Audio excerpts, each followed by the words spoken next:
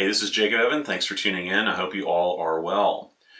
This week I had been preparing to share my study on the timing of the day, when the day ends, when the day begins, and my intention was to be posting that video by today.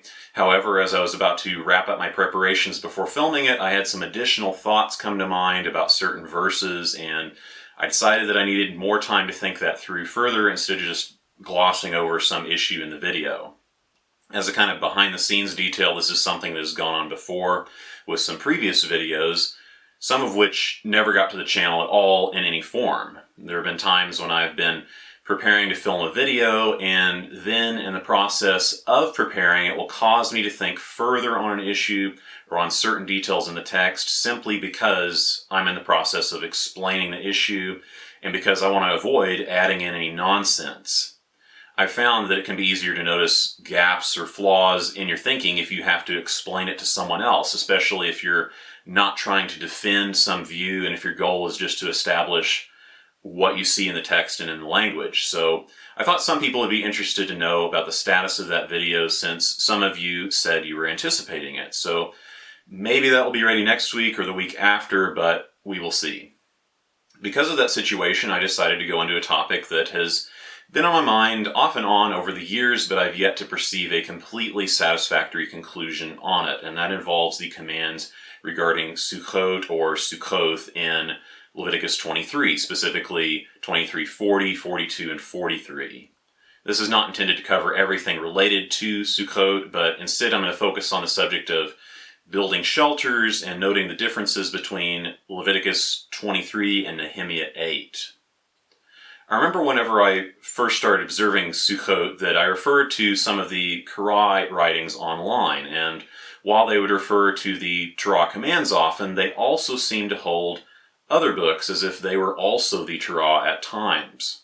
When it comes to the Sukkot commands, there is an explanation given in Nehemiah 8 regarding this observance, and that is sometimes cited to clarify what Leviticus 23 says because, as we may already know, or as we will see, Leviticus is not entirely explicit about the subject. As you know, if you've seen my other videos, you know that I try to hold a Torah-centric view. In this context, what that means is that I do not assume that Nehemiah 8 is just clarifying the command. I don't view that passage as any kind of authorized explanation of what to do. I would only want to look to the Torah as the standard for that.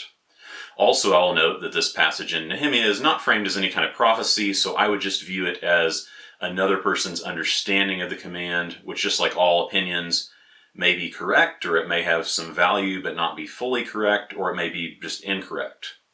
Maybe it has the potential to hold more value than just some random opinion based on reading a translation today, just because it is closer in time to the Torah and closer to the language of the Torah. But I also recognize that all kinds of violations of the commands went on in the books which are often included after the Torah.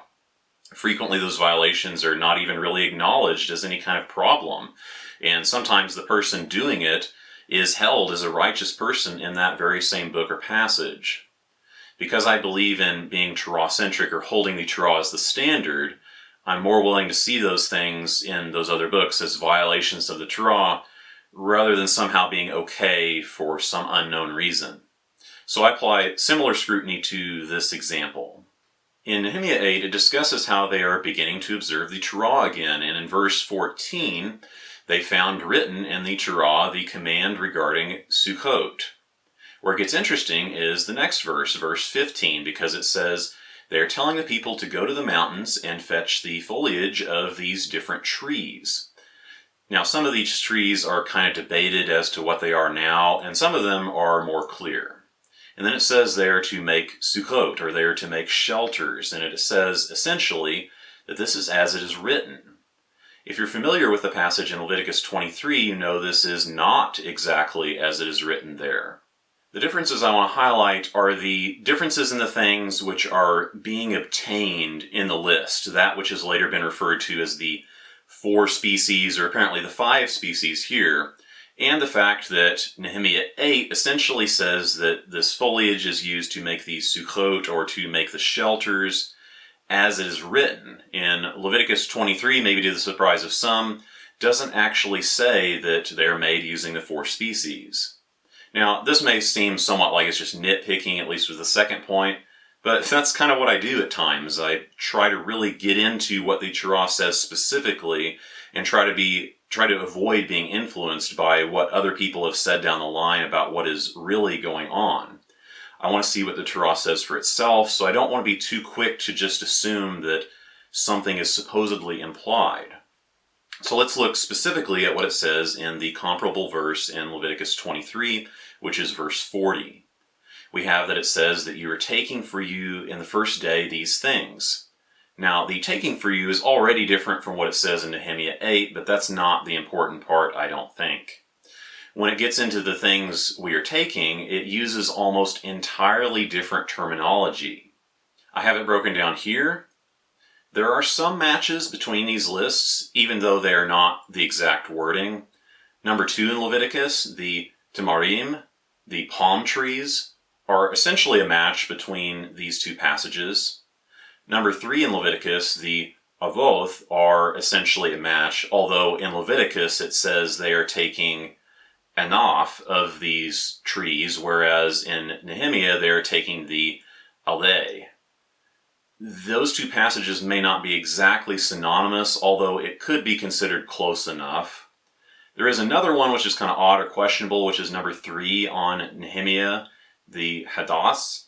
The consensus tends to be that this is a myrtle tree, and one suggestion for the avoth, number 3 on the Leviticus list, is that they may also refer to the myrtle.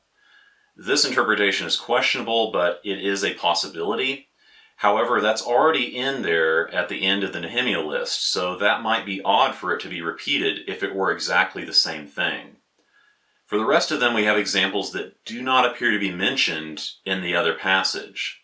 The first one from Leviticus is the most conspicuous to me because it specifies the pri, or the fruit or the product of the hadar tree. And it is probably a different tree from any of the ones mentioned in Nehemiah, let alone the fact that all of the items in the Nehemiah list say foliage rather than fruit. Traditionally, the hadar tree is considered the citron, which is a type of citrus tree. If that is the case, then it is definitely not any of the other ones. So we can see the lists are not the same in multiple ways. The other difference I wanted to highlight, and this one may be more controversial or may seem less significant, is that Leviticus does not give the command, at least explicitly, to make the Sukkot or to make the shelters out of these materials. It says to take for you, then it gives the list, and then it refers to rejoicing before him for 7 days. Then there's another verse about when to celebrate it and how long, and then in verse 42 it says, you shall dwell in Sukkot or shelters for 7 days. And then in verse 43 it refers to the sons or children of Israel being caused to dwell in shelters as they were brought forth from Mitzrayim. One view might be that maybe Nehemiah 8 is just paraphrasing what it says in Leviticus 23, therefore it's only deriving things that a reasonable person would just automatically assume from what it says in Leviticus 23, as far as assuming that we are making the Sukkot from these articles, even though it doesn't actually say that. Maybe that is the case, but what about the fruit though? Fruit is not exactly a great building material, I don't think. A person may say that maybe it's implying you should take a branch that just has the fruit on it. Maybe that is the case, but as far as I can tell, it's not laid out that way in Leviticus. It just refers to the fruit from what I understand. Another suggestion may be that the fruit is just to decorate the shelter. Maybe, but based on what is explicit in Leviticus, again, that is not what I would conclude either. It doesn't say anything about building while using those. Now, one response might be that even if it doesn't say it, maybe we should just understand that we are building the Sukkot from these 4 species because it might seem obvious, because what else would you be doing with it? What I see in the Torah is that you are taking them for you, and then it says you're rejoicing, and it says 7 days. Now, I'll mention that when it refers to doing this before him, that this phrase often refers to being before the tent of meeting elsewhere in the Torah, the commanded holy place of the Torah. As far as the other parts, one might conclude just based on that alone that we are taking them, taking the fruit and branches specified, and we are rejoicing. Some traditions are even in line with this to some degree, taking these things together and then holding them and presenting them and praising Elohim in the process. That is close to what I would understand if we were taking this verse as a complete thought by itself. Now, someone could ask, what is the reason for doing such a thing?